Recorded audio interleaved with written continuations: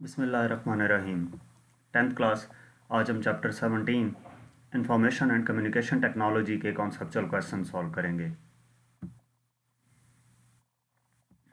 First question है हमारे पास, what is the difference between data and information. Data और इंफॉर्मेशन में क्या डिफरेंस है, इस क्वेश्चन में हमने ये एक्सप्लेन करना है। तो बेसिकली हमारे पास डाटा क्या होता है, रॉ फैक्ट्स एंड फिगर्स होते हैं। मैं इसको वन बाय वन डिफरेंस आपको बताता चलूँ कि जो डाटा है, डाटा वर्ड डिराइव्ड किया गया है लैटिन वर्ड डाटम से, जिसका मतलब क्या होता है, समथिंग दैट इज़ गिवन।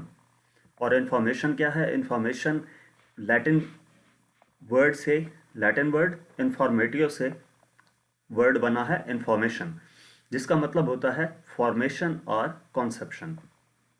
जो डाटा है वो रॉ फैक्ट्स एंड फिगर्स होते हैं, जिसका कोई स्पेसिफिक मीनिंग नहीं होता, जबकि इंफॉर्मेशन डाटा को प्रोसेस करती है एक स्पेसिफिक पर्पस के लिए, और जिसका एक प्रॉपर कोई मीनिंग होता है।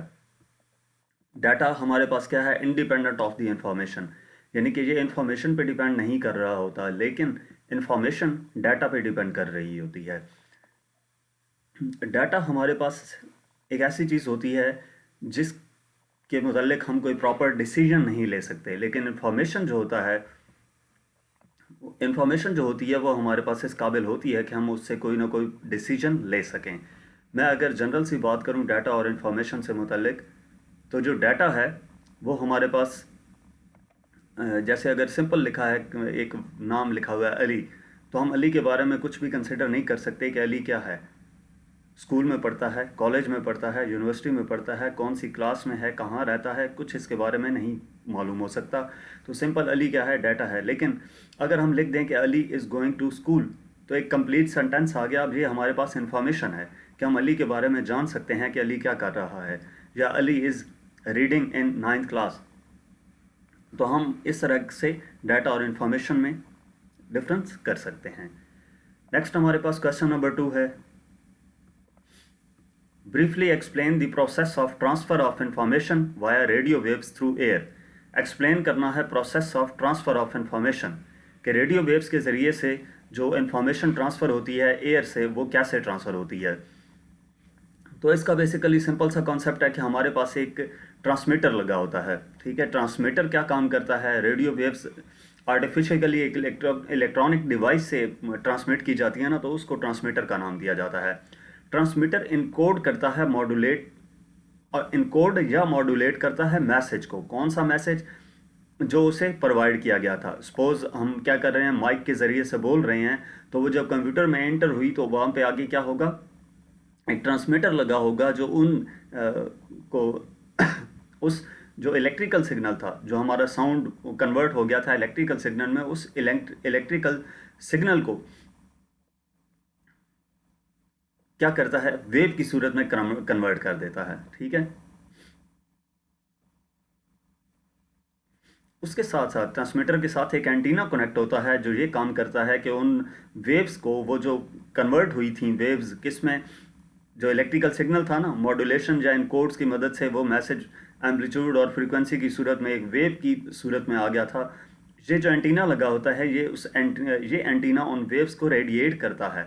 रेडिएट करने से मुराद ये है कि एंटीने से वो सारे सिग्नल्स प्रोड्यूस होते हैं, इमिट होते हैं, और वो हवा में बिखर जाते हैं। अब वो जो सिग्नल्स होते हैं, वो जहाँ जहाँ तक पहुँचते हैं उस रेंज में अगर कोई रिसीवर हो, तो उस रिसीवर पे भी एंटीना होता है, वो एंटीना उस रिसीवर का रिसीव करता है उन सिग्नल्स को। ठीक है, उनको फिर वो दोबारा ट्यून करता है, यानी कि उन सिग्नल्स को दोबारा रिप्रोड्यूस करता है, उनको रीअरेंज करता है, और उनको दोबारा डी कोड करके हम जिस फॉर्म में चाहिए होते हैं उस फॉर्म में दिखाता है। जैसे अगर हम बात करें टेलीविज़न सिग्नल्स की, तो टेलीविज़न सिग्नल ट्रांसमीटर से प्रोड्यूस होते हैं और वो फिर एयर में बिखर जाते हैं, और फिर जहाँ पे रिसीवर होता है, रिसीवर जो टेलीविज़न थे पुराने एंटीना लगा होता था, वो एंटीना उनको कैच करता था, और वो हमारे पास टीवी पे स्क्रीन आती थी।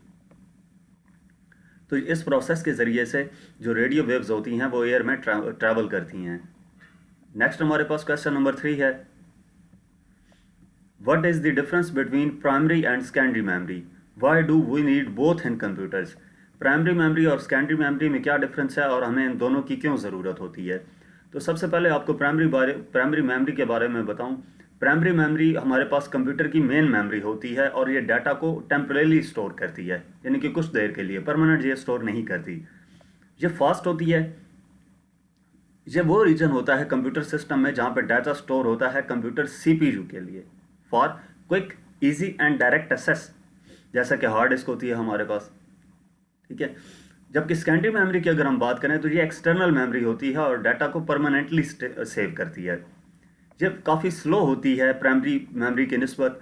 और ये सेकेंडरी स्टोरेज डिवाइस जो होती है, इनमें हमारे पास कौन सी शामिल होती हैं, डीवीडी है, सीडी रोम है और इसी तरह की बाकी डिवाइसेस होती हैं। प्राइमरी मेमोरी में हमारे पास हार्ड डिस्क थी। अब इन दोनों की हमें ज़रूरत क्यों होती है, यानी कि प्राइमरी मेमोरी की और सेकेंडरी मेमोरी की। तो कंप्यूटर यूज़ करता है प्राइमरी मेमोरी को प्रोग्राम्स रन करने के लिए। प्राइमरी मेमोरी से कौन सी मुराद, जो हार्ड डिस्क के ऊपर प्रोग्राम्स स्टोर थे उनको इस्तेमाल करता है वो कंप्यूटर को रन करने के लिए। और सेकेंडरी मेमोरी को यूज़ करता है फाइल्स को सेव करने के लिए, प्रोग्राम्स को और बाकी जो डाटा होता है उसको सेव करने के लिए इस्तेमाल करता है।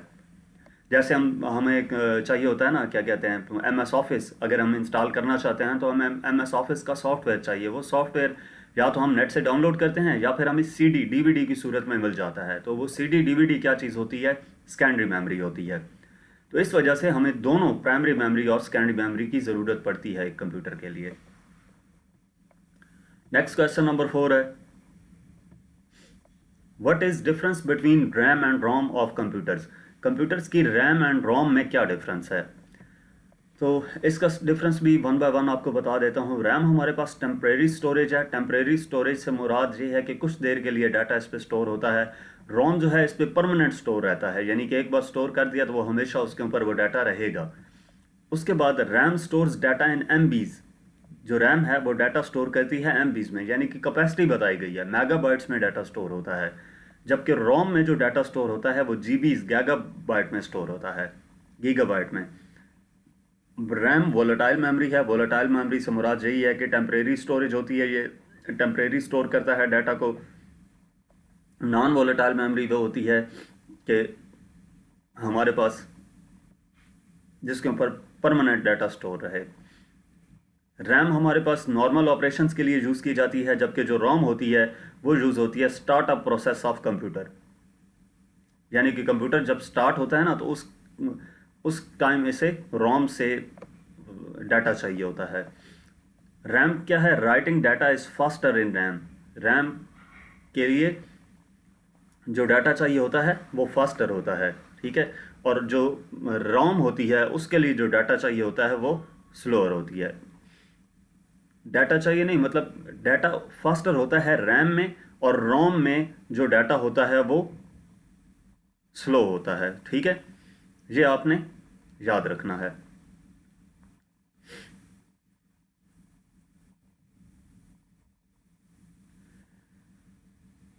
वोलेटाइल और नॉन वोलेटाइल का थोड़ा ब्रीफली मैं आपको इस पॉइंट में समझा भी दूं कि वोलेटाइल मेमोरी हमारे पास ऐसी मेमोरी होती है ना कि ये डाटा को टेम्परेरी स्टोर करती है।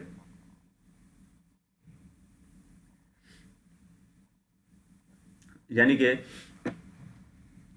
अगर हमारे पास क्या कहते हैं, लाइट का इशू होता है ना, लाइट का इशू होता है तो उसमें क्या होता है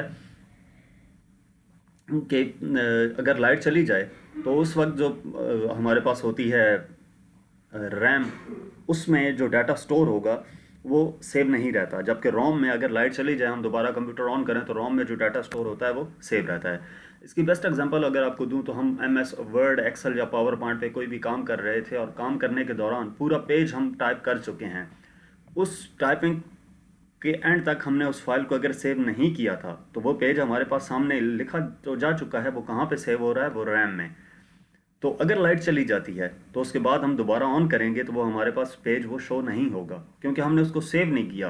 हाँ, उस फाइल को सेव कर दें तो वो रोम पे सेव हो जाती है। अब रोम पे सेव होने का मतलब क्या है कि हम दोबारा उस डाटा को असेस कर सकते हैं। जब हम कंप्यूटर ऑन करेंगे दोबारा तो वहाँ पर डाटा हमारे पास मौजूद होगा।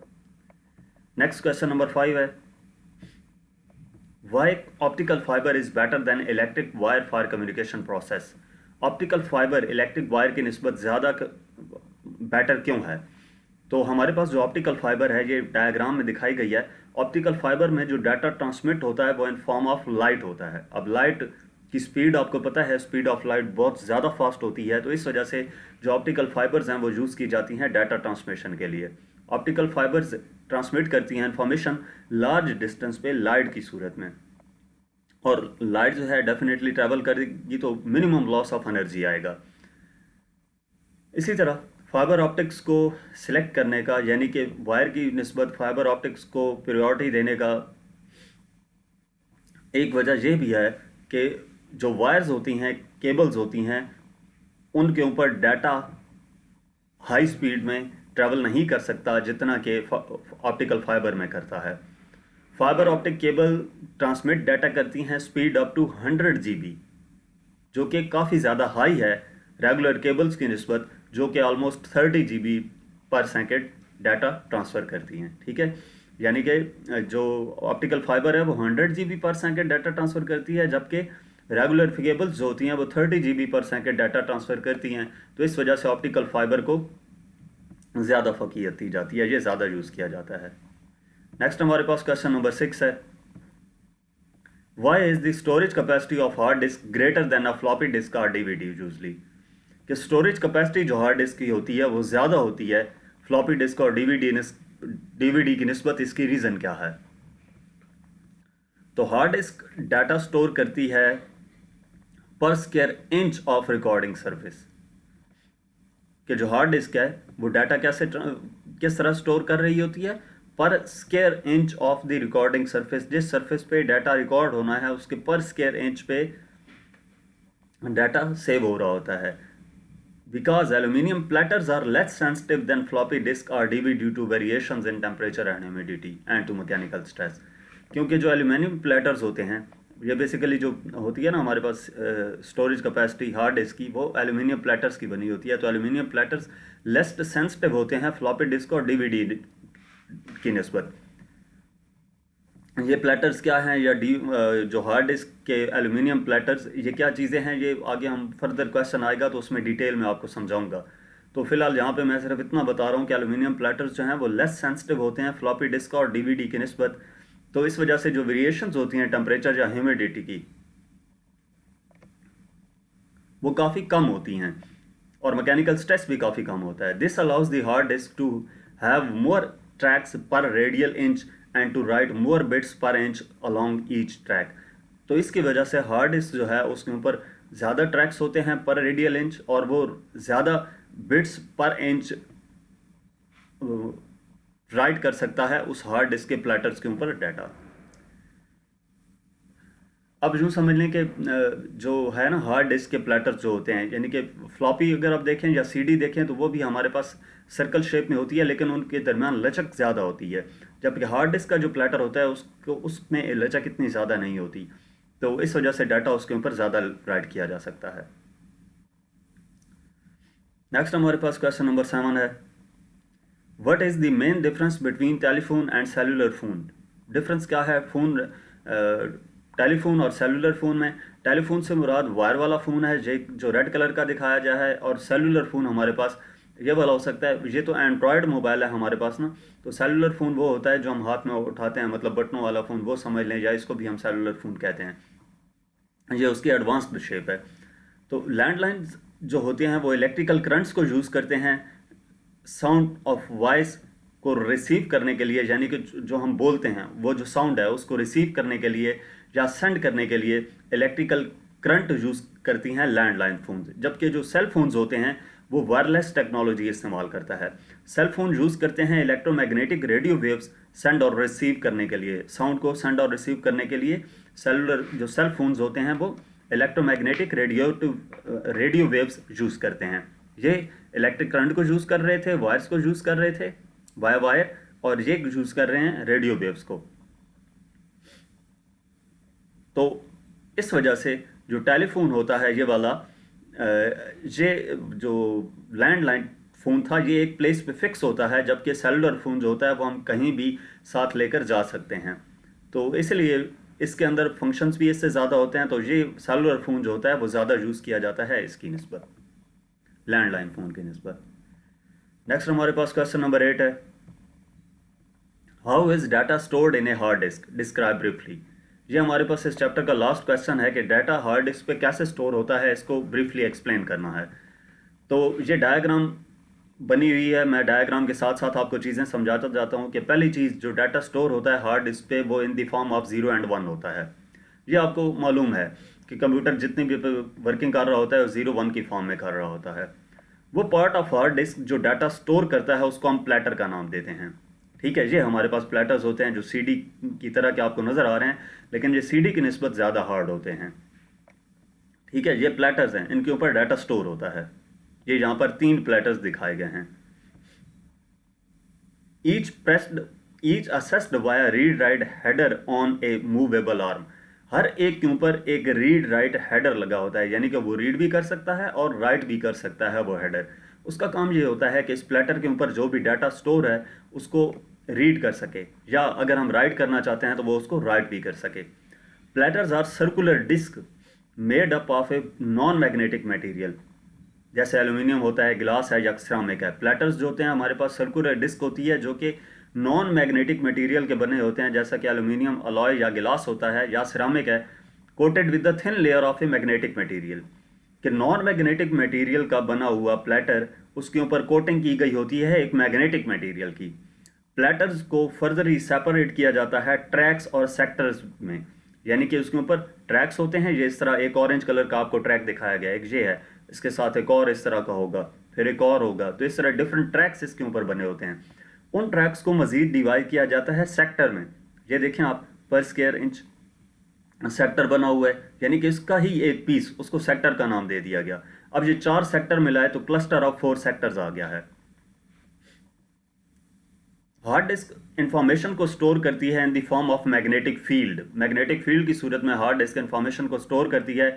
जो डाटा डिजिटली स्टोर होता है वो किस फॉर्म में होता है, in the form of tiny magnetised regions. Tiny magnetised region की सूरत में इसके ऊपर डाटा स्टोर होता है on the platter, where each region represents a bit, जहां पे हर रीजन बिट को रिप्रेजेंट कर रहा होता है। अब इसके ऊपर डाटा राइट करने के लिए, हार्ड डिस्क पे डाटा राइट करने के लिए मैग्नेटिक फील्ड रखी जाती है टिनी फील्ड के ऊपर। तो इस तरीके से ये हेडर रीड राइट हेड्स की मदद से प्लेटर्स के ऊपर सेक्टर्स में, ट्रैक्स और सेक्टर में जो डाटा होता है वो स्टोर किया जाता है 0 एंड 1 की फॉर्म में। तो जहाँ तक हमारे पास इस चैप्टर की एक्सरसाइज का सलूशन था। मज़ीद किसी भी चैप्टर की एक्सरसाइज का सलूशन देखने के लिए आप हमारी वेबसाइट विजिट कर सकते हैं। इसके अलावा आप हमें इंस्टाग्राम, फेसबुक और यूट्यूब पर फॉलो करें। Thank you.